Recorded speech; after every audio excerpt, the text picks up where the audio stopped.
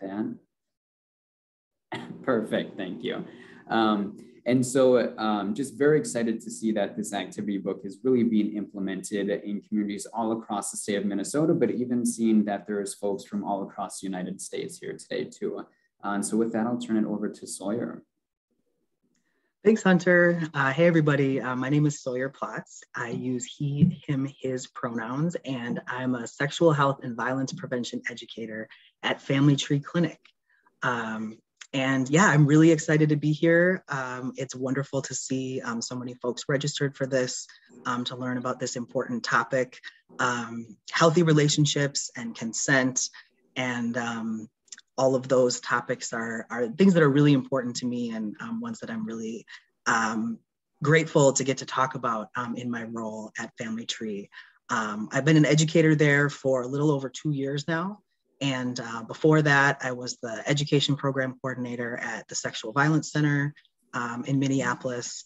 And I've also done a lot of work in like LGBTQ advocacy, and I was a classroom teacher as well several years ago. So yeah, nice to virtually meet you all. Thanks for tuning in. And yeah, I'm excited to have this conversation with you all.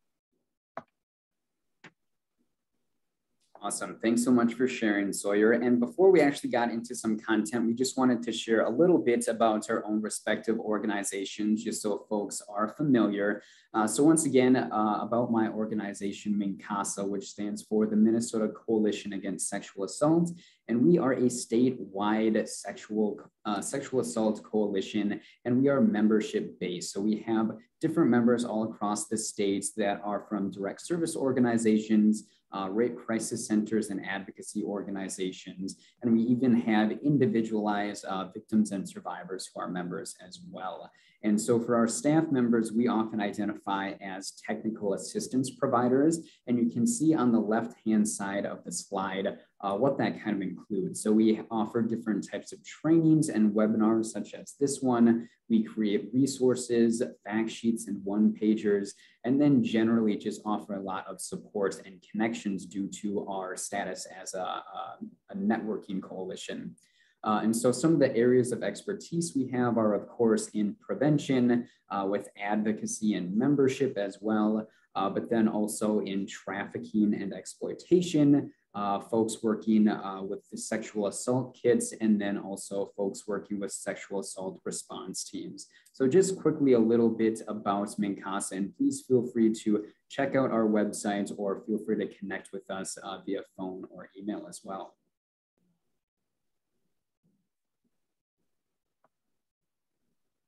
All right, and this is Sawyer again. I can talk a little bit about what we do at Family Tree Clinic. Again, we're a sexual and reproductive health clinic that has been around for 50 years now. We're actually celebrating our 50th anniversary this year. We were located for decades in St. Paul, but we actually just moved to a brand new clinic space in Minneapolis. So we do things like pregnancy tests, birth control, STI testing and treatment, pelvic and breast and chest exams, things like that. We have a trans hormone care program for trans folks who want hormones to be part of their transition. And then we also have a really well-established community education program. So that's the area that I work in. I also co-facilitate a peer sex educator program for teens in the summer. Yeah, we offer all of our services on a sliding fee scale. We also accept lots of kinds of insurance. We run a hotline where people can call in with questions about STD, STI type things. And we really try our best to be a very person-centered healthcare clinic where people can really bring their full selves and get the care that they need in a very gender inclusive, affirming, body positive, sex positive space. So yeah, so that's a little bit about Family Tree Clinic. Awesome, thanks for sharing, Sawyer. And so just to kind of give us a brief agenda for today, just kind of wanted to reiterate some of the kind of lessons learned and objectives we're talking about. So Sawyer is actually going to start off with generally talking about learning some values, skills, and different resources that really work towards supporting parents and guardians in being sexuality and healthy relationship educators for their children and all youth in their life. And then number two, I will work towards kind of introducing our new resource being the Healthy Relationships Activity Packets. And then finally, just really generally trying to learn about some of these practical strategies in terms of connecting and relationship building between you and the youth in your lives, but also how this relates to prevention. So hopefully reducing future harm and then also working to creating some thriving communities. All right, and really just to preface our conversation here today, I wanted to bring up this idea of Teen Dating Violence Awareness Month, which is actually recognized here in February. So Sawyer, if I can just share my screen and everything briefly, because I just want to share a brief website and everything. So apologies for this quick pause, everyone. And so you might have seen on that slide that on the right hand, there was a resource linked to, it was called, one moment, sorry. Technical difficulties, folks, here, 1 second. Okay. It was called Loveisrespect.org, and they actually have they're a really great resource if you are interested in really connecting with your youth about healthy relationships, consent, so many different things like that. And they actually have what is called this action guide for February, recognized as Teen Dating Violence Awareness Month. And they come up with a theme every single year. And that is actually to just generally talk about it. And this is one of the main themes that we're going to be talking about with our presentation today. But I just wanted to briefly scroll down to the fourth slide. And Rachel, if you could share this resource in the chat, you might have already done that. But just so folks can utilize this as their own resource. But Loveisrespect had actually reached out to a bunch of different youth, asking what they needed from adults in terms of talking about dating and dating abuse as well. So just kind of taking out a few of these quotes, really wanting adults to acknowledge that this is a problem, really working towards standing up for the youth in their lives who might be experiencing some type of dating abuse. And then specifically want to point this one out here, wishing that adults would actually go through more of these warning signs and kind of the red flags of relationships. And that's exactly one of the things that we're going to be talking about here today. So really just wanted to share this idea and recognition of Teen Dating Violence Awareness Month and really how we can work towards preventing some of this harm in our communities as well. And so I will stop sharing here. So my apologies if you want to jump back into the slideshow, Sawyer. No problem.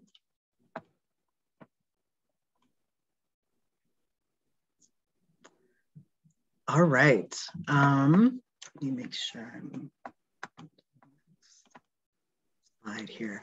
Okay, so so my role today is kind of just to help set up the introduction of the Healthy Relationships Activity Packet and the resource that can be for you, just by talking through some general concepts and talking tips that can be really helpful for parents and caring adults as you think about how to approach these conversations with your kids and with your young people that you support. So one of the things that can be really helpful is just taking a second to reflect on like what our own experiences have been. And this will give us a chance to interact a little bit too. So, so we've got some poll questions. If Rachel can go ahead and pop those up for you. So there's two questions here. First one, think about like which of these best describes you. So growing up, my parents or guardians talked to me about healthy dating relationships often, sometimes, rarely, or never. So we'll give people a second to think about that and weigh in.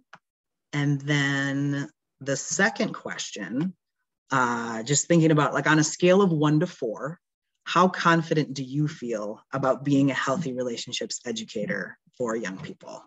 So with 1 being like, help, this feels very challenging to 4, like, I got this. I'm totally like good to go.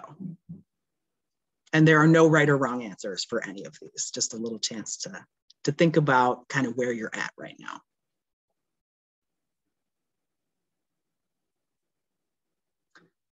Let's give people another, I don't know, a couple of seconds. And then we can end the poll. Do I need to end the poll, or Rachel, do you end the poll? I don't know how that works exactly.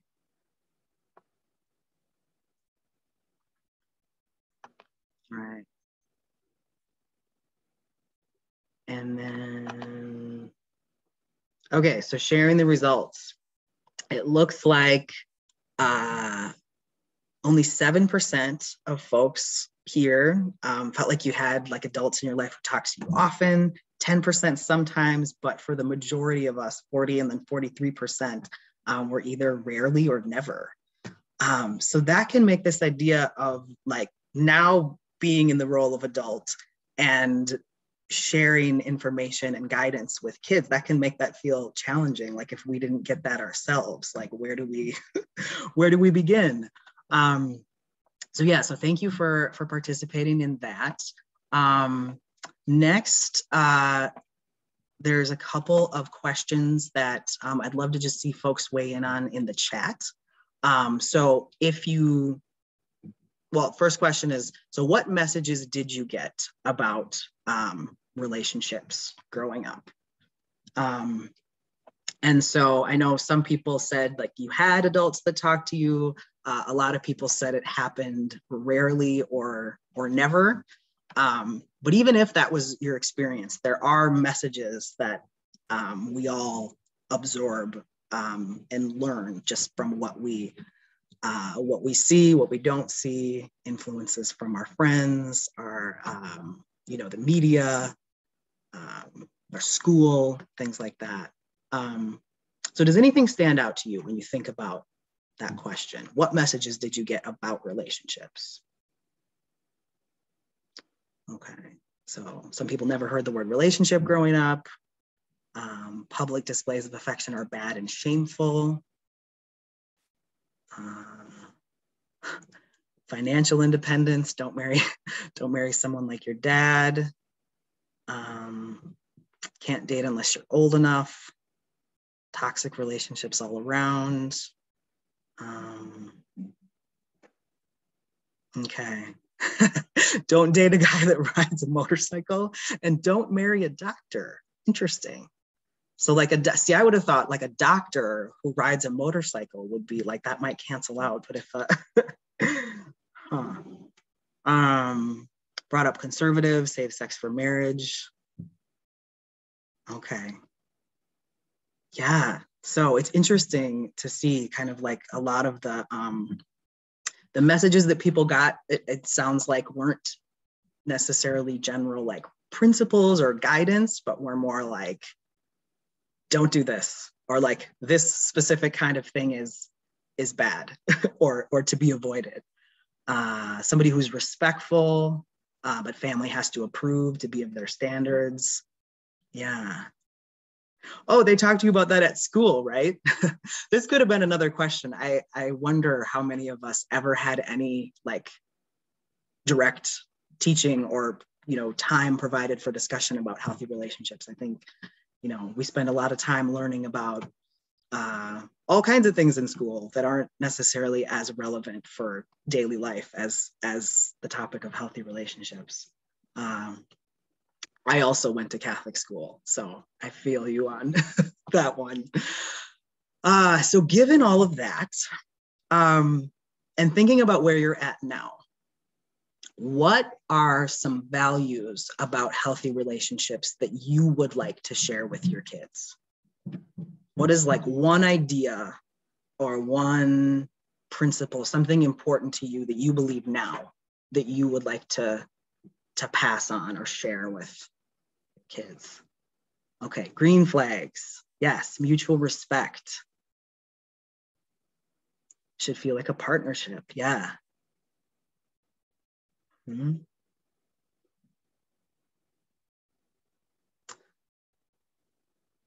Normalizing pleasure. knowing what feels good and healthy so you can know what isn't. Yes, that's so important. And when we get messages about like pleasure being bad or shameful or secret, that just can create all kinds of challenges for a person to be able to advocate for what they want or say no, or that they aren't comfortable with something. Yeah, initiating difficult conversations, boundaries. Yeah, thank you. These are all really, really good ideas and really important things to be aware of. So thanks everybody for participating in that. And for the next couple minutes, I kind of just want to talk through some basic concepts that we like to share with parents when we're doing our parent education classes.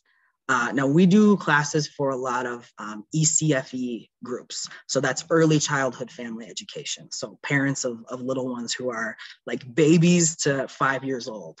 But we do education for people of all ages, and really these principles that we talk about with the parents of young kids are really applicable like all the way across the board. So starting off, this idea of talking early and talking often. It is never too early, and it's also never too late to start talking with kids about healthy relationships. So like, even, when they're little in their elementary years, when they're in, if you've got a middle schooler or even a teenager and you haven't really talked to them about this stuff yet, that's okay. Like it's not too late to start. And there's all kinds of ways in which concepts like consent and boundaries and friendship can really come up like well before the child is at the age where they're actually dating or, being in a relationship. So even the way that you talk with them about the way that they play with their friends, or the way that you interact with them, if there's like, roughhousing or tickling or things like that, you can talk about like what consent looks like and what boundaries are. And you can, ask them like, how is it going with their friends? Like, what did you do at school today? What did you do when you hung out at, whoever's house? And like, do you ever have conversations where, one of you wants to do one thing and the other wants to do something else? Like, how do you talk through that? Or even just like if you're hanging out with people and you're going to like order a pizza, like how do you decide what kind you're going to get? And then you can take some of those, like, well, I ask and then I listen to what they say. And then we come up with like, what we each want. And if we're both going to be able to get that, or do we compromise?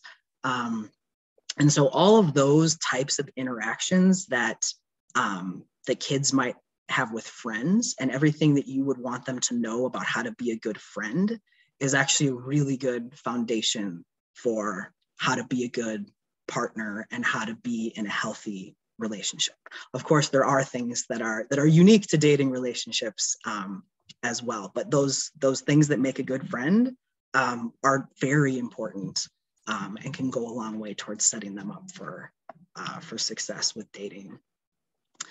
And so when you're thinking about like talking early and talking often, and what are some of the things to be mindful of when that you're talking about, one of those that's really important to be conscious of is gender stereotypes, and like what gendered messages are we sending, either purposefully or sometimes inadvertently, when we talk about kids and the way that they play and sort of what we expect.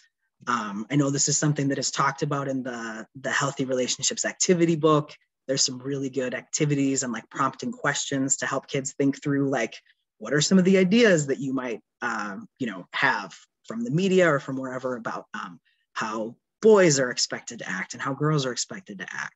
And sometimes we as parents and adults have done a lot of the sending of those messages when kids are little, that then the more of that they have to undo, it can be, it can just like set them up with some kind of limiting ideas about, and even harmful ideas about what relationships should look like. So according to a lot of the traditional gender stereotypes. Boys get messages from a real early age that they should be tough, they should be active, assertive, assumptions that they will be attracted to girls. And at the same time, girls often get messages that they should be like nurturing and passive and accommodating and like, you know, putting other people's needs before their own, and you know, being attracted to boys, right? And we know that not everyone is heterosexual, not everyone even identifies as the gender that they were assumed to be at birth. And so just thinking about how we talk to kids about gender and how we, the kind of space that we create or don't create for them when they're exploring their own identities and the way they want to express that, is just an important thing to keep in mind. It's very linked to healthy relationships, is having a freedom from those very rigid ways of thinking about gender. So another important talking tip that's really like basic, but we like to just like emphasize it, is the idea of using teachable moments. So rather than thinking you need to like sit them down for one talk where you're going to like go through a bunch of stuff, like, you know, look for everyday opportunities. And even, you know, like the slide says, TV, movies, music, social media, the internet, books, and just daily conversations can provide lots of opportunities to bring up topics related to healthy relationships. And, you know, I mean, one thing that I've been seeing in like the pop culture news quite a bit the last couple of days is just like what's going on with like Kanye West and, you know, Kim Kardashian and how they're getting divorced, but he is making lots of very like public statements about wanting her back. He's making threats against her current boyfriend. He's doing very big gestures like sending a truck full of roses and you know, lots of things that in some ways are being portrayed as like entertaining or, you know, like, oh, what's he gonna do next?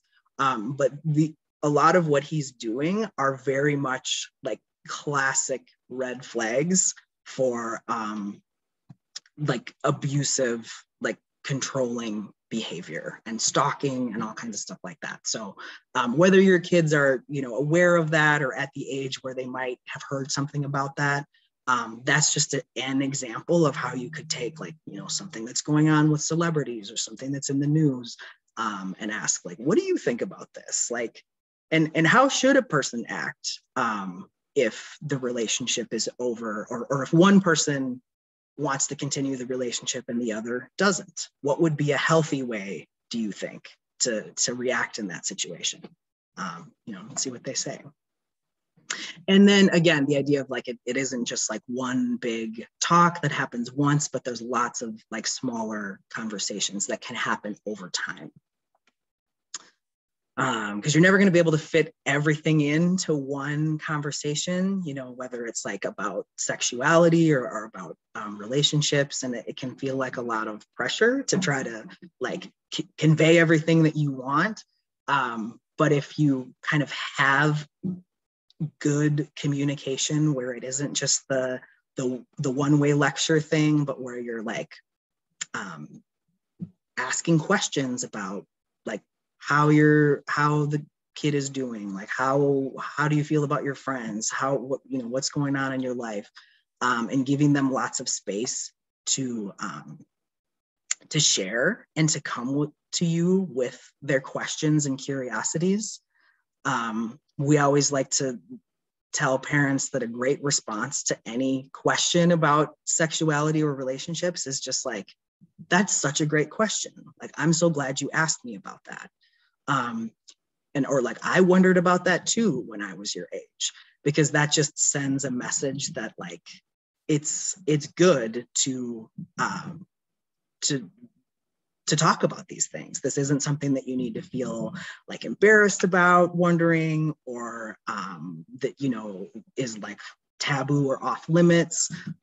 Kids are going to be curious about these topics. They're going to be wanting information from somewhere. And so if you want to be one of the primary people who shapes your kids' like ideas about relationships, like make sure that you have open communication about it. So taking the time to really listen and ask what they think, and just revisiting topics as needed. And keeping lines of communication open. So whether it's like, even just as you're like, riding in the car to some activity, or, washing the dishes, if your kids help with that kind of stuff, that can be some, doing a side-by-side activity can be a nice time to just kind of check in about how they're doing, ask some prompting questions, see, what they're thinking about. And yeah, like share some of your experiences, your values, and those kind of things. And then remembering to talk about the joys of relationships. So for a lot of parents, the idea that like, oh man, my kid is getting into the time when they're going to start having crushes, and they're going to start like wanting to have like a boyfriend or a girlfriend, that can feel stressful and like danger ahead, right? But we can teach our kids about like red flags and about what to do to be safe and how to reduce risks, while also emphasizing that like healthy relationships and connections with people can be some of the best parts of life, and it can be like a really joyful, positive thing. And the more that we think and talk about relationships kind of before we're even right in the middle of that, if we aren't quite dating yet, but starting to think about it, you can talk with them about like, well, what would you look for in like a boyfriend or a girlfriend or a special someone? Just thinking about these things gives us a chance to get to know ourselves better, to reflect on our own values and goals, and to develop communication skills, like how to go about like expressing interest in someone in a healthy way, and how to respond if that person doesn't feel the same way, or if they do, what next? So much stuff to reflect on and talk about. And then this talking tip is one of my favorite ones. This idea that it's about the music, not the lyrics. And so this just means that it isn't so much about like saying all the exact right words. It's more about like the feeling and the tone that you set and that you create with these conversations. There's no perfect script to follow, so you don't need to worry about like saying everything exactly right. You can always circle back if you think like, actually what I meant was this, or, here's another thing that I thought of. So it isn't about saying all the right words. If we just focus on the values that we want to share and the way that we want them to feel about the conversation, that's what's most important, because they're not going to remember every word that we say, but they will remember how they felt about the conversation. And so that is, so think about like your tone, your body language, your facial expressions, like all of those nonverbal that do communicate so much.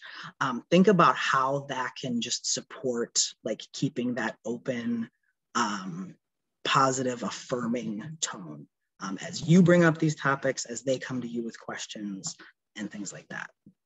And then last talking tip from me in this part is just don't make assumptions about identity. So this kind of ties back a little bit with the point about gender stereotypes. It's easy to assume that like, sometimes we have varied ideas, from the time that we had found out whether we had a boy or a girl. We have ideas about what they're gonna be like. But everyone has a sexual orientation and a gender identity, and not everyone is heterosexual or cisgender. And so for kids who are not heterosexual, or who are maybe questioning their gender identity, the idea that they might not be accepted, like the fear, like being rejected or even the fear of rejection, can have some really negative health outcomes for kids, like, more likely to like struggle with mental health or with substance abuse or things like that. Whereas family acceptance is really correlated with like kids being happy and healthy and well-adjusted and, successful in lots of ways. So if you want your child to feel like they can come to you and talk with you about their identities, make it clear to them as soon as you can, as often as you can, that you will love them no matter what, that you want them to be who they are, and that they will be loved and accepted. So that is the last slide that I have for my part. So I'm going to stop sharing here and turn it back over to Hunter. Awesome. Thank you so much, Sawyer. I know that, we're going to be continuing to keep on a lot of these conversation points and concepts that Sawyer was talking about throughout the rest of the presentation as well. And I just really love that idea of it. It's about the music, not the lyrics necessarily, and something we'll definitely keep on sharing throughout our presentation here. So I'm going to share my screen again. All right, folks. So here I just really wanted to start talking about how all of this relates to prevention. So during my introduction, sharing that I work a lot on prevention within my position here at the Minnesota Coalition Against Sexual Assault, really want to be able to explicitly share how obviously the Healthy Relationships activity book obviously has a lot of fundamental pieces of prevention. So of course, the goal of prevention is to stop all forms of harm. And specifically, we are talking about primary prevention. And so this is really looking at stopping harm from happening even in the first place, right? And when we're actually utilizing different concepts, conversations, and even resources such as the activity book, we are utilizing different strategies. So we're talking about educating our youth. We are trying to kind of change social norms, both within the spaces that we occupy every single day, but then hopefully further into other communities that we inhabit. And I won't get too technical here, but just wanted to share this graphic at the bottom, which is actually from the CDC, the social ecological model. And Rachel, if you could share that link in the chat, just so folks can be a little bit more familiar with this resource. So it actually describes 4 of the main groups of in the social ecology within our society. So there's the individual level, relationship, community, and societal level. And when we're talking about the activity book, that education is really kind of mostly within that individual and relationship level. But if you're really able to take some of those lessons learned with you and your youth out into your broader community and your other relationships with other people, that can broaden to the community and the society. So that is where we can have a lot more possibility as a catalyst for change to create some different cultural norms that really value healthy relationships, that don't uplift harm and violence, right? So just really briefly wanted to touch on this point of prevention. And so with this, finally wanted to get into our new resource, the Healthy Relationships Activity Book. And so at the start, we did want to share the link to our downloadable version of the activity book. So Rachel, if you could throw that in the chat again, just in case folks did not get that in the mail yet, so they can follow along. And as I'll be talking through here, I'll actually share the legitimate page numbers for both the activity book and the parent guardian guide throughout, just so folks can kind of continue to follow along here. All right, so just kind of introducing this resource generally. Again, this is just, it's not the end all be all, but we really see the activity book as a tool that can be used as a foundation just to be able to bring parents, guardians, and their youth together to really discuss honestly some of these different concepts, which include healthy relationships, consent, gender stereotypes, and then trust and support. And so you'll see a little bit later on with these slides, we're going to go into a little bit of the activities throughout these 4 main concepts. And finally, what is a part of the activity book includes 2 separate guides. So of course, there is the activity book itself, and this is specifically created for the youth. And it includes creative illustrations, a ton of different engaging activities, and then also sections of kind of discussion and self-reflection as well. Additionally, there is the parent guardian guide. And of course, that is for all of us who kind of identify as parents, guardians, and generally as educators as well, right? And so it really acts as a facilitator's guide. So really kind of, again, prompt some of this self-reflection, ideation, but then also gives you a very clear discussion questions for your youth, and then also resources and helpful facilitation tips and answer keys as well. And so again, all of this content is both within the parent guardian guide and activity book as well. And so before I actually get into the actual content, I really just wanted to take a moment to share some immense gratitude for the artists that actually worked on this activity book. And so these folks are Capricia Ambers, Heather C. Liu, Charlie Tree, and actually one of the people who is doing our tech assistance today and one of our MNCASA staff members, Rachel Martin Asproth. So I really just wanted to take a moment to say thank you again so much to these folks, because they really brought this activity book to life. And it definitely would not be the same without these amazing illustrations. And additionally, what's so great is that these folks are also activists within their community, right? So not only are they creating this amazing content, they're working for some really amazing causes within our community. So just wanted to share some appreciation for those folks there. All right, so with that, first I wanted to answer kind of this idea of who is the Healthy Relationships activity book for. And to be quite honest with you all, this was pretty difficult to kind of create a general guideline of youth involved, just because as I noticed that some of you were talking about in the chat, some of these concepts like consent can be taught at a very early age. And again, as Sawyer was saying, we really advocate for that, right? So we might be able to talk about consent with youth who are 2 to 3 years old, right? However, on the opposite end of the spectrum, we might not feel as comfortable talking about sex and potential sexual violence with an 11-year-old, right? And so to be honest, it was a little difficult to pinpoint a specific age range just because there are so many broad topics here. However, we do kind of generally advocate that youth ages between the ages of 10 and 13 can utilize this activity book. So that's generally youth in later grade school or early middle school. But please just know that depending on how you want to approach some of these concepts, and then some of the previous conversations that you might have had between you and your youth and the comfortability of these concepts with you and your youth, it really depends on how you might want to approach some of these pieces here. So again, just really be flexible and take it at your own pace. And so here I just wanted to briefly reiterate some information that Sawyer had shared earlier, and then also some practical tips that are located on pages 4 and 5 in the Parents and Guardian Guide. So first of all, we really encourage that folks really get familiar with both of the activity book guides and the parent guardian guide. And that is just because so you can kind of feel a little bit more prepared for the anticipated content that you will be sharing. And then just if you feel like you know your youth very well and can kind of anticipate some difficult concepts, just to be prepared for some of those ideas.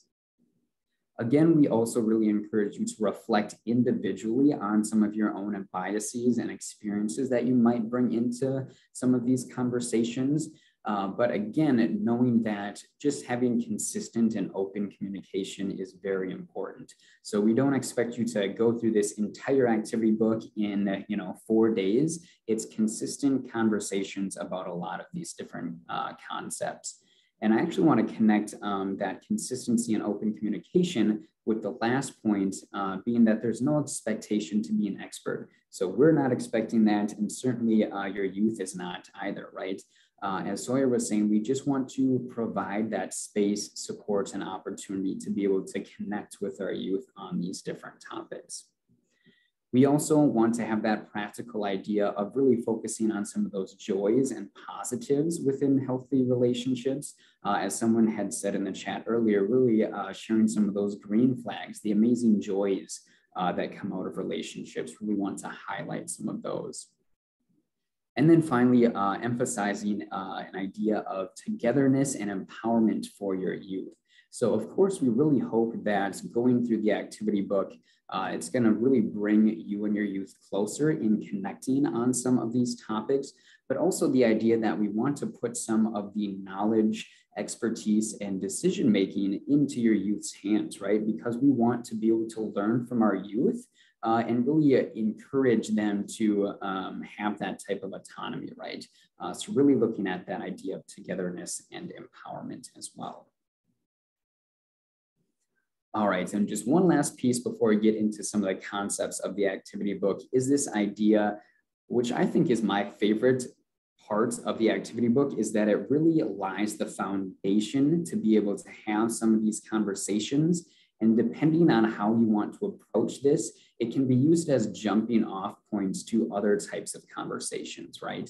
So you can see that we have just a list of additional conversations or topics that might not be readily apparent in either guide, but are certainly connected as well.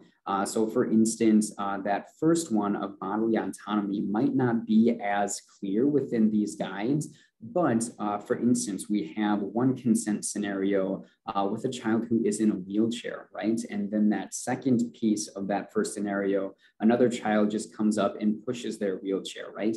And we know that that takes away the bodily autonomy of that disabled child, right? And so really being able to have some of those conversations as well. Something else I wanted to point out specifically is this third point of intersectionality.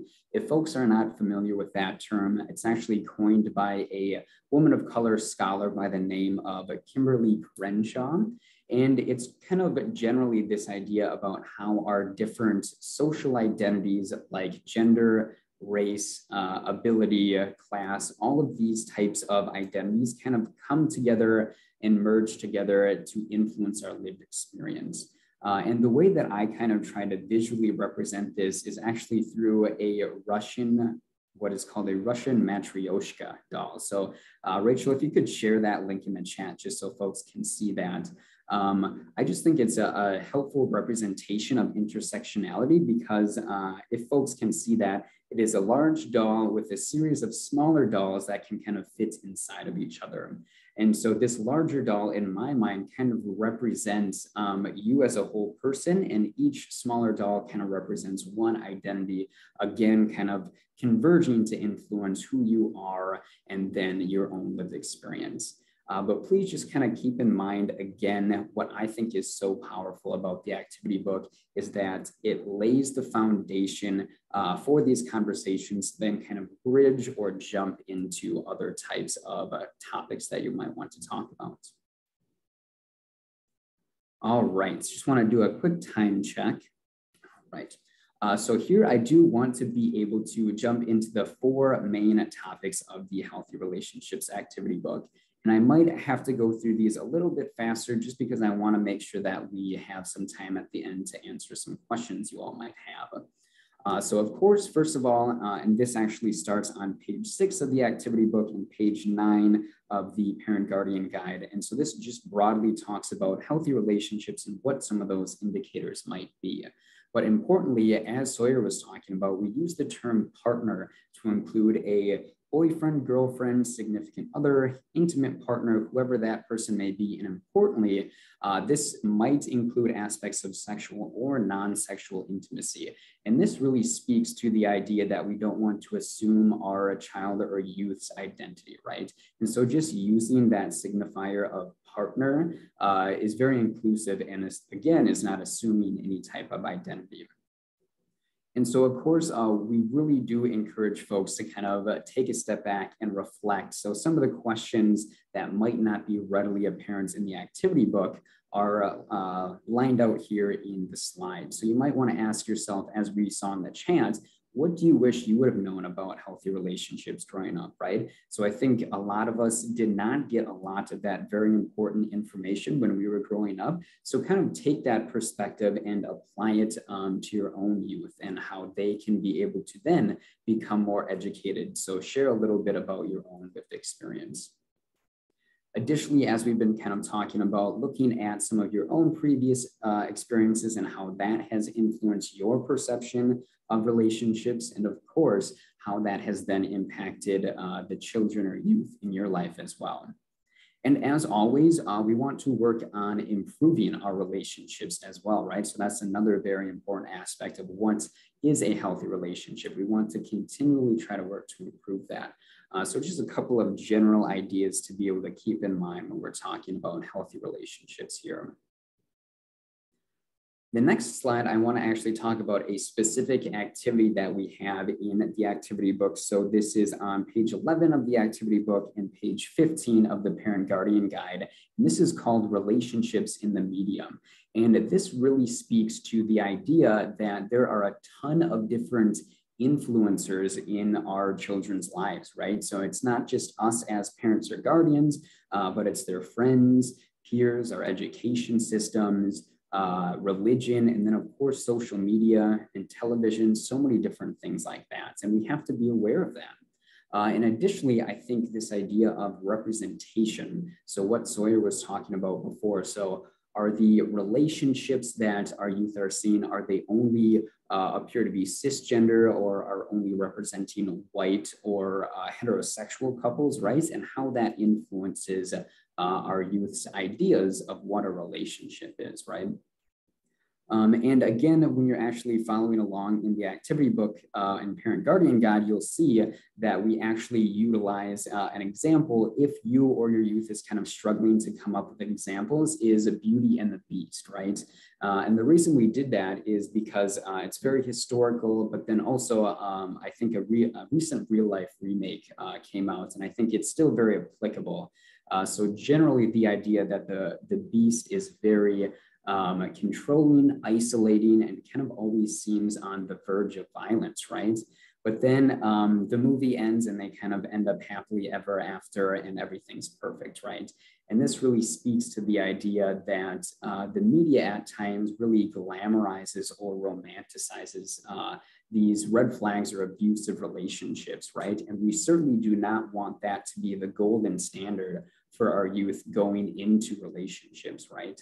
And so I think it's very important that we take this time to really learn from our youth, right? So once again, this speaks to empowering our youth. So we really want to be able to learn from them, see kind of the different healthy relationships or not so healthy relationships they might be consuming through other areas of influence, and really being able to work together to dissect and kind of remove that veil in what that can really look like in our media. So of course, really just trying to listen to your youth as much as possible with this activity.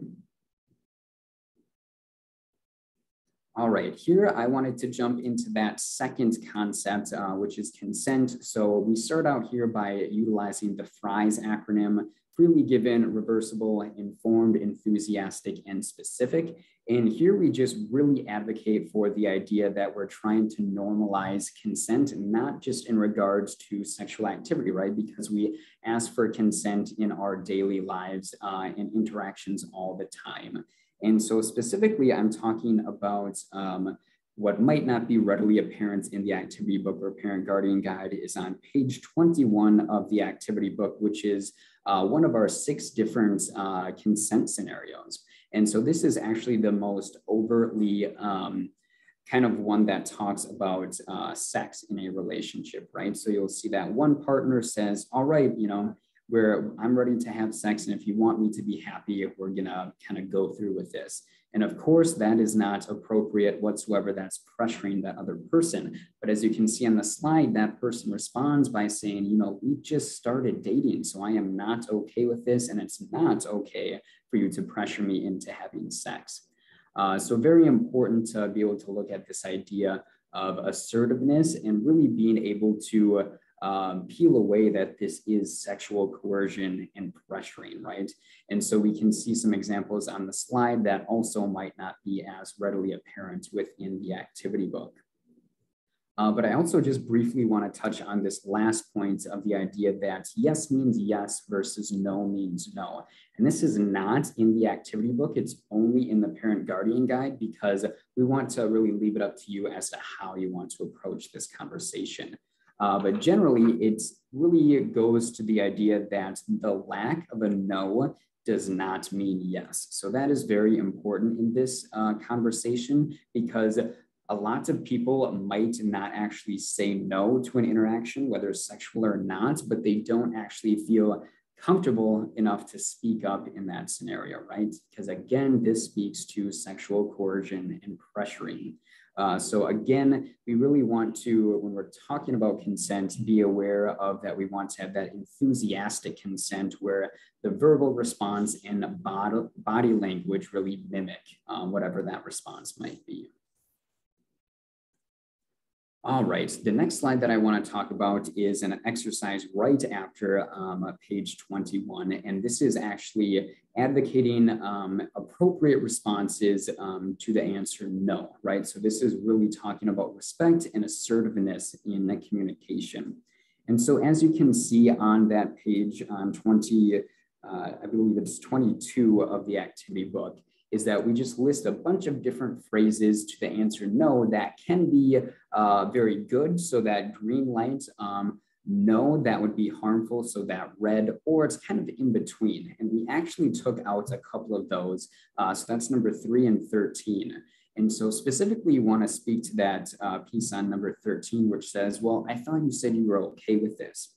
And this speaks to the idea that, of course, consent is reversible, right? And it doesn't mean it doesn't matter what the reason is that that person might want to take away or revoke that consent, it should be respected, right?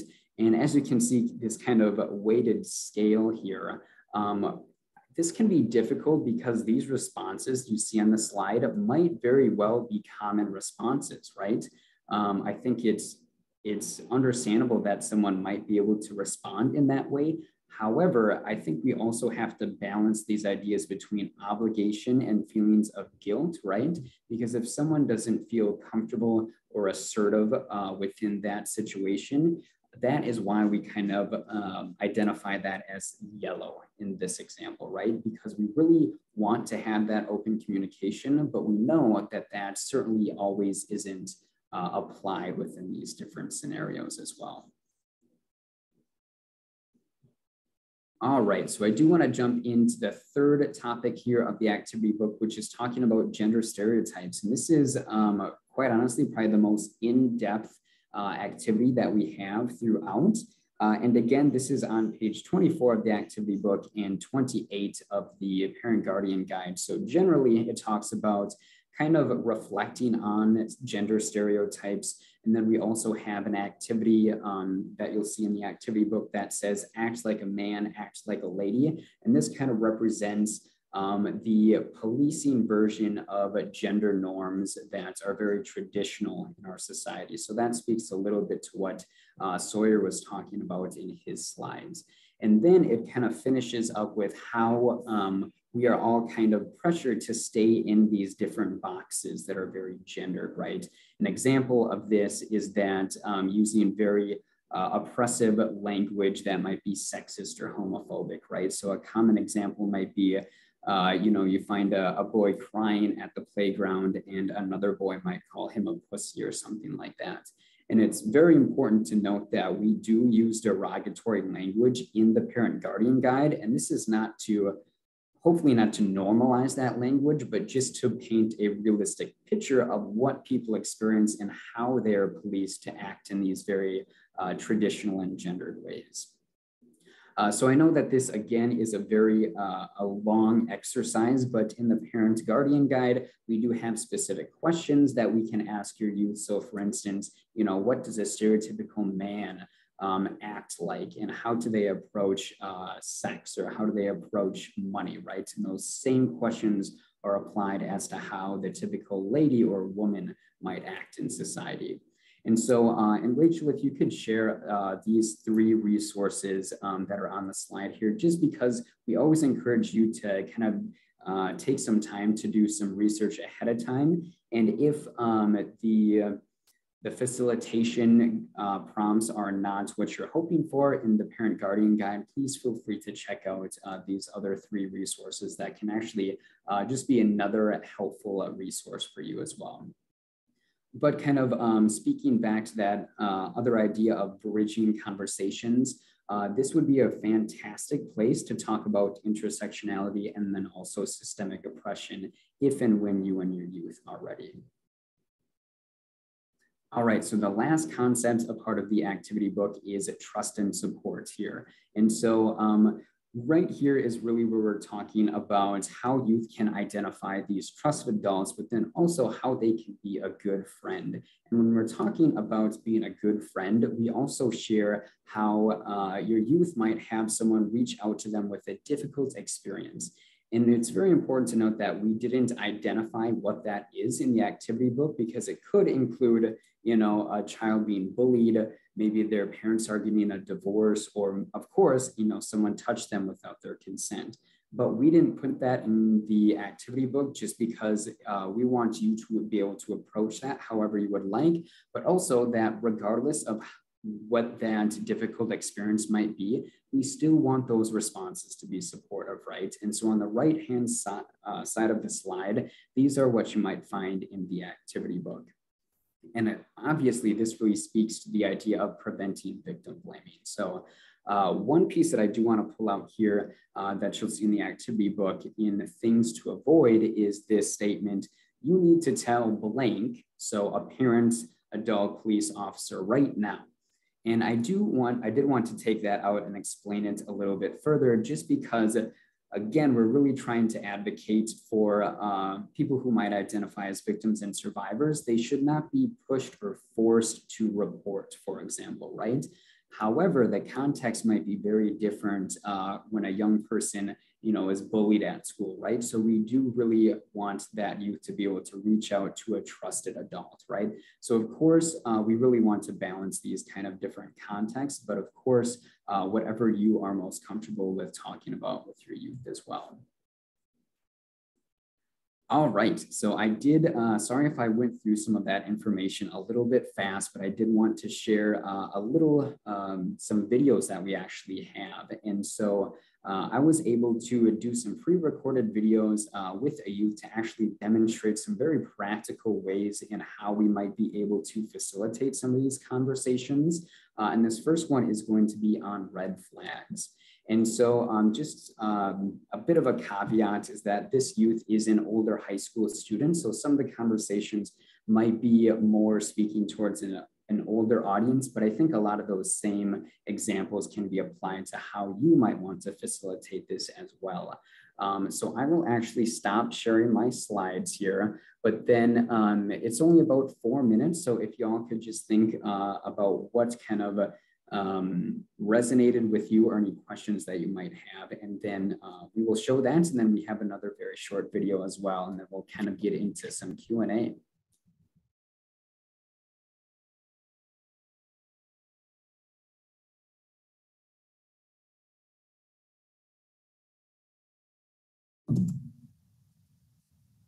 All right. Hey, Sam, how are you doing today? I'm doing great. How are you? I'm doing pretty well, thank you. So I know that last time we were talking about healthy relationships, right? And so now we want to kind of talk about the other end of the spectrum, kind of looking at red flags and how a relationship can be harmful or unhealthy. And so a red flag is basically a warning sign that a relationship may become unhealthy or abusive, or even already is. And so as we're kind of going through some of these red flags, if you're kind of noticing a couple that are showing up in your relationships with friends, or if you have an intimate partner, it's not to say that that relationship is, you know, inherently abusive. It's just kind of something to be aware of, just to make sure that you're kind of thinking about that moving forward. Does that make sense? Yeah, that makes sense. Okay, perfect. Well, how about we just start out, you know, you and I can flip-flop going through all of these different red flags. So do you want to start us off?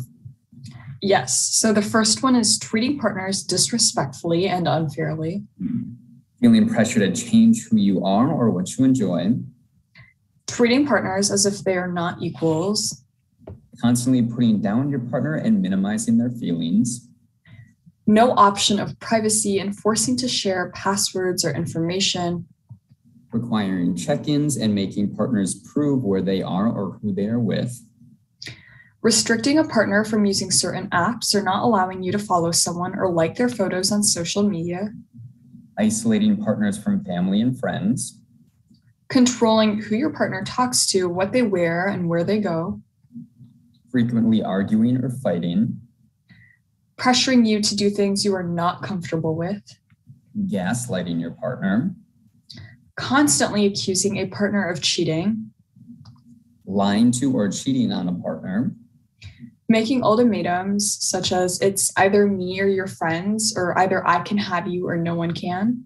And then the last one is threatening to harm you or themselves. So as we were going through that list, Sam, was there any red flags that kind of were a little confusing or just didn't make sense at all?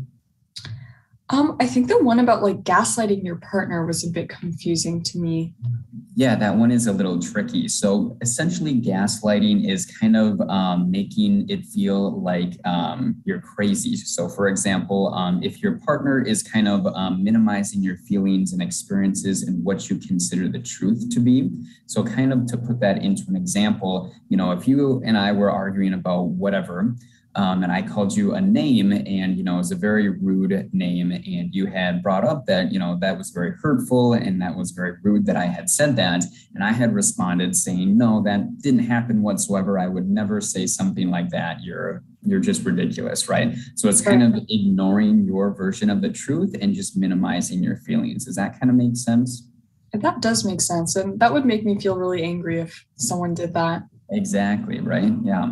And was there any red flags that kind of stuck out to you or really resonated with you? Yeah, I guess just like considering my age and stuff, like restricting a partner from using certain apps or not allowing you to follow someone or like their photos on social media was kind of weird. Yeah, no kidding. Because I think, you know, if they're going to be doing some of those harmful, you know, red flags, they might do a lot of other very abusive or unhealthy things in the relationship too, right? Exactly. Awesome. Well, nice job on going through some of those red flags, and we'll kind of continue on with the activity book. Sound good? Yes, thank you. And thank you, Sam. All right. Thank you so much for showing that, Rachel. And so, yeah, just wanted to give just a minute if folks wanted to share any information that resonated with them or thought that was interesting from that. But of course, we're not advocating just to kind of go through these activities for a few minutes at a time. It's just to show how, for example, asking like what resonated with you, that's not a part of the activity book. So obviously kind of checking in with these different discussion questions and taking time to really just sit with your youth and get some good feedback from them, right?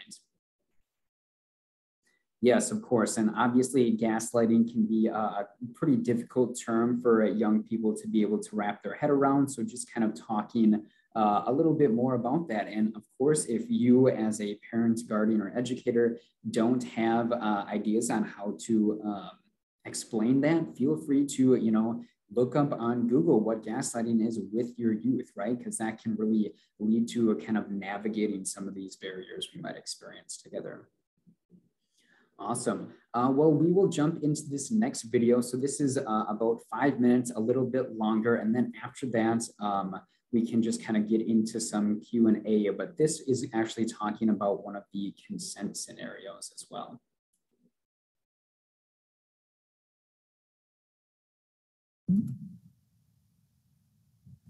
All right, Sam. So now you know that we're going through all the 6 different consent scenarios here. And right now we're focusing on number 2. And so if you remember back, whenever we're talking about consent here, we want to remember the FRIES acronym. And so if you remember that, F stands for freely given, R is for reversible, I is informed, E is enthusiastic, and then finally S is specific. And so when we're kind of going through all of these 6 different consent scenarios, we want to, number 1, identify if consent was actually established within that scenario. 2, if consent was established, what different letters of the acronym, that Fry's acronym, are present? But then if consent was not established, how could we try to kind of adjust the scenario a little bit to make sure that consent was established? Does that make sense for you? That makes sense. And I like that they have the word Fry's because it's a really easy way to remember it, especially for me. Yeah, no kidding. It's super helpful. I agree. Yeah. All right. Yeah. So looking at that second scenario, could you just kind of describe what you're seeing in that second scenario, Sam? Yeah, so I'm looking at the scenario, and in the first picture, it's, these girls who are actually taking pictures of themselves, and they all think that they look cute, and they're wondering whether they should post them online. Mm-hmm. And then in the second part, it seems like one of them says that they'd love if they posted it, and they want to get tagged. So it seems like everything's pretty healthy so far. Yeah. Yeah, and so kind of like what you were just saying, thinking that it's healthy, would you say that consent was established in this situation? I think so. And I think when looking to Fry's, I can definitely identify the letters that help me recognize that consent was established. I think F for freely given definitely applies here because none of the individuals were like forced to get their picture posted online. They all knew that the picture would be posted online, so the pictures were free to be posted and shared. I think I for informed is definitely also applied in this situation because everyone's informed about it. It's not like one of them is going behind the other one's back and posting something online. And that's definitely something that happens. So I think it's definitely informed. And I think E is probably the last one I'll identify, enthusiastic. In the quotations, it says that, they all think they look cute in the photos and they seem enthusiastic about actually posting the photo. And, they even say, yes, I'd love that if you tag me. So using words like love and cute shows that they truly are enthusiastic about their picture being posted online. Yeah, I think that is completely right. So I think you did awesome there, really trying to show like the different ways and people are kind of showing their consent, not only through kind of maybe their body language, but also the different words that they're using, but also kind of, specifically the words that they are using. So thanks for that. I think that's awesome. And kind of like thinking about, like taking pictures and with technology and everything, like why do you think it's important for people to kind of talk about consent, not just when we're kind of, in person, face to face, but also when we're like on our phones and online too on different social media platforms? Yeah, I think sometimes me and my friends get confused because we think consent is only needed when we're in person, or when we're in an intimate relationship when it comes to topics like sex and that sort of stuff. But I really do think it is needed even when you're online, especially like in today's day and age, like us teens are always texting and using Instagram. And say you post something that someone doesn't want to be posted, it could hurt their feelings or it could make them feel bad, or it could be like an invasion of privacy, if that makes any sense. Especially if it's a photo that was embarrassing or that they didn't want the public to see. And because everything online spreads so fast and can be sent to other sources too, it can be really detrimental to someone if one of their pictures was leaked. So I think it's really important to ask for permission and consent when you're in person, but then also online. So everyone feels comfortable and everyone's happy with the situation. Yeah, that is awesome, Sam. I think you are 100% right. So, I mean, you did awesome with this other one. So we'll see how you do with the other consent scenarios. Does that sound awesome? Yes, thank you. Right. Perfect. Thank you. I'm just now realizing the ridiculous amount of times I said awesome in that scenario, but it really was pretty awesome how that's youth. Really, I just appreciated how they were able to kind of talk a lot about from their experience. And I think it really just seemed like a very natural and open conversation, right? And that is really what we are advocating for a lot of these conversations here. And so really briefly, I just want to share my screen on the slideshow again, really briefly, and then we will get into some of these general questions that you all might have. All right. And so again, these are just like the main primary practical tips that we want everyone to take away from this training today. So again, you don't need to be an expert, but really just advocate for creating this space, opportunity, and being supportive to your the youth in your lives, right? And try to plant some of these seeds very early. And with that, I really just want to say thank you for everyone for just, sharing this space with us today. I know that Sawyer and I went through a ton of information, but hopefully it was very helpful for you. I know that someone asked a question in the chat about if you can share the guides and these resources out to other folks, and please, we would be more than happy for you all to do that.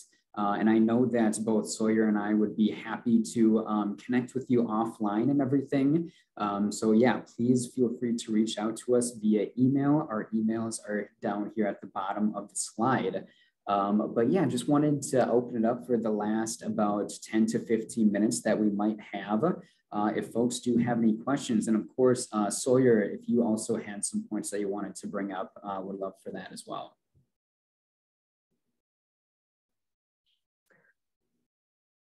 Thanks, Hunter. Yeah, I think I'd love to just hear from folks who are tuned in with us here. Just like what's coming up for you? What kind of questions do you have? Or yeah, what else would you like to talk about in our time together?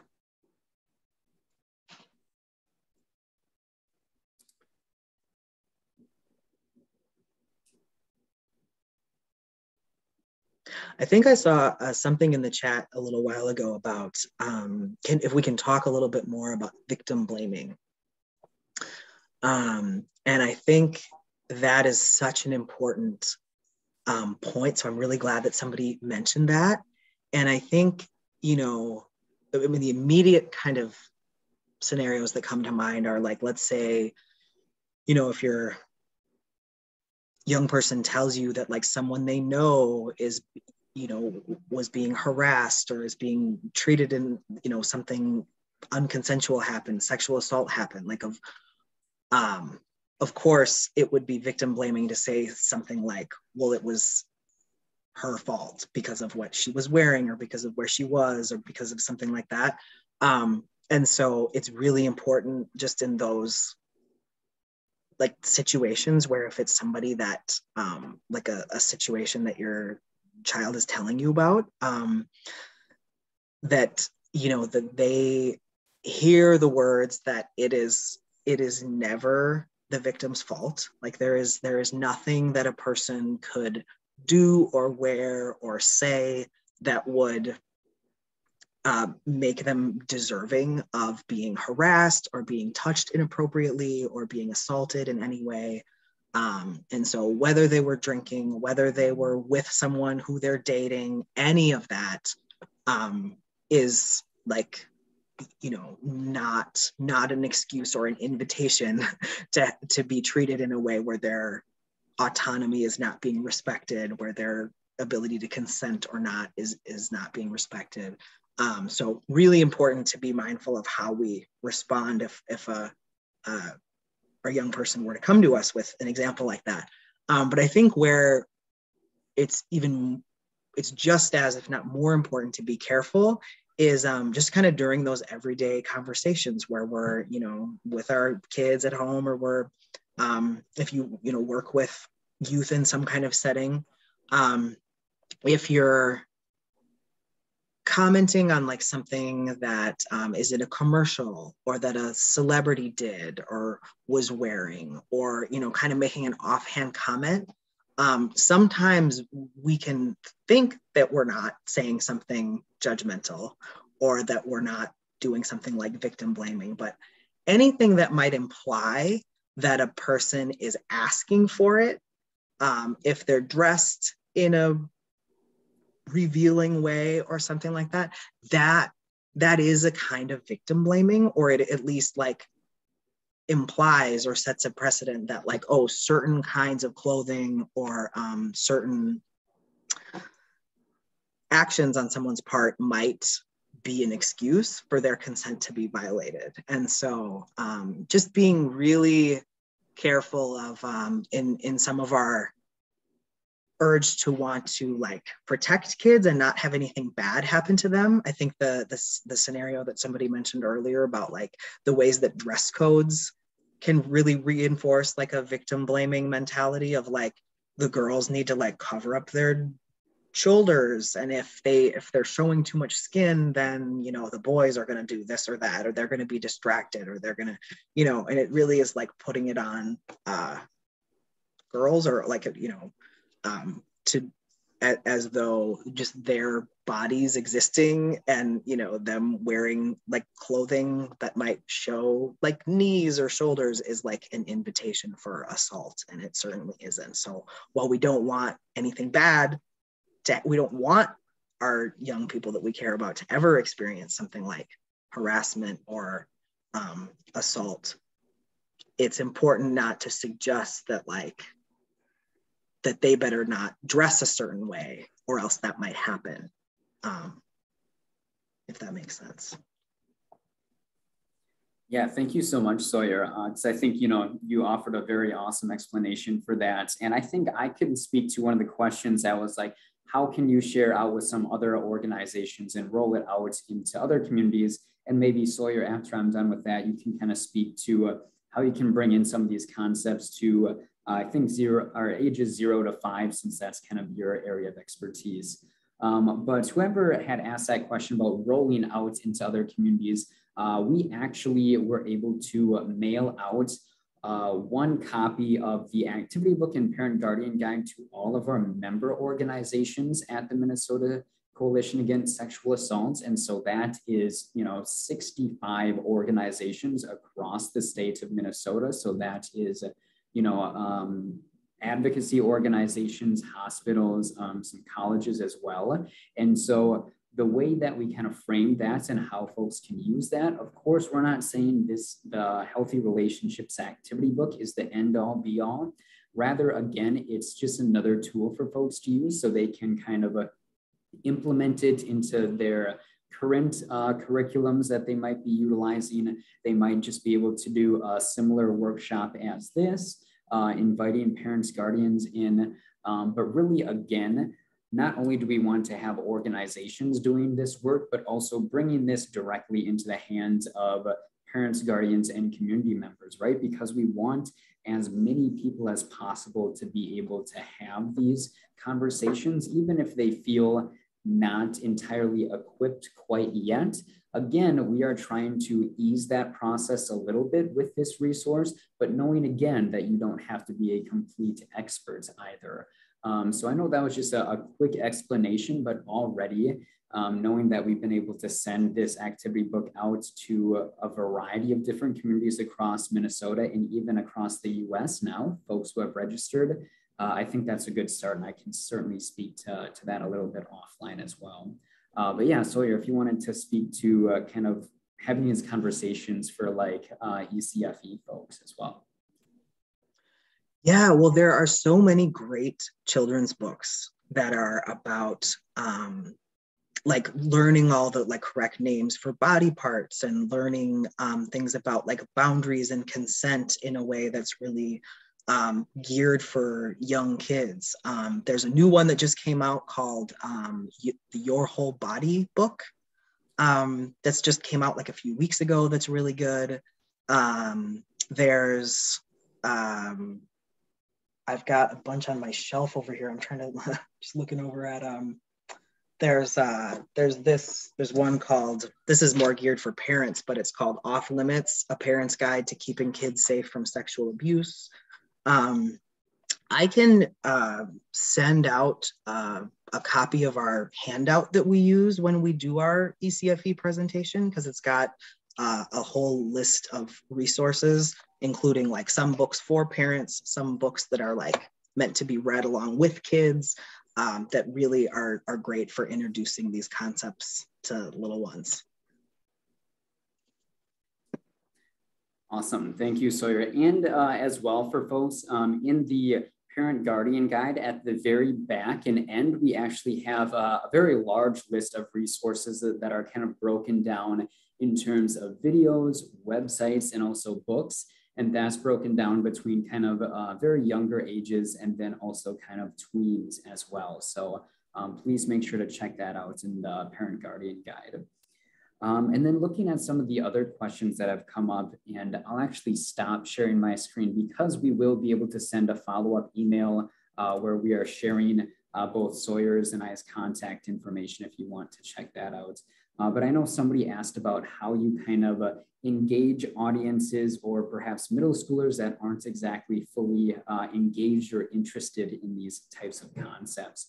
And first of all, I just want to say that I think a lot of traditional ways that we approach these conversations like consent and like bystander intervention, sometimes facilitators bring this up in kind of very perfect circumstances or not very real life experiences that everyone kind of experienced together, right? So oftentimes consent might be talked about in a very contractual way, right? So I did a lot of presentations in college with fellow college students, and they always talk about how, well, we can't ask for consent because it kills the vibe, or whatever that might be, right? But I think first of all, that's why it's so important to normalize these conversations very broadly, because we're not just talking about consent in terms of sex too, right?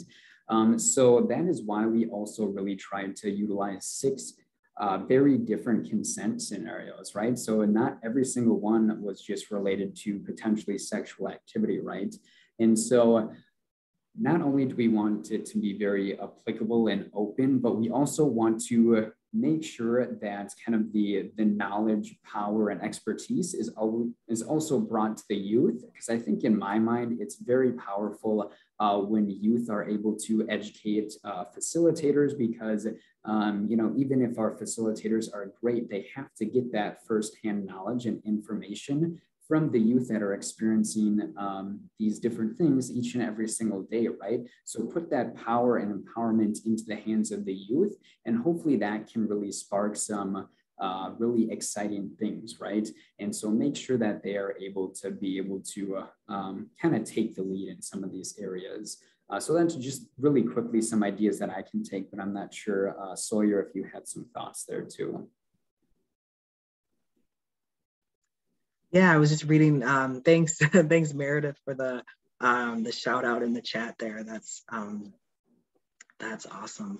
Yeah, I'm just thinking of I also do presentations with middle school students and high school students sometimes about healthy relationships, and we have this activity that we do called Rules of Dating, and it's kind of just ask them a bunch of questions to prompt, like, what does dating mean? Like, what is that? Like, what are the stages of it? We get them to identify, like, well, there's the getting together, there's the dating, and then there's the breaking up.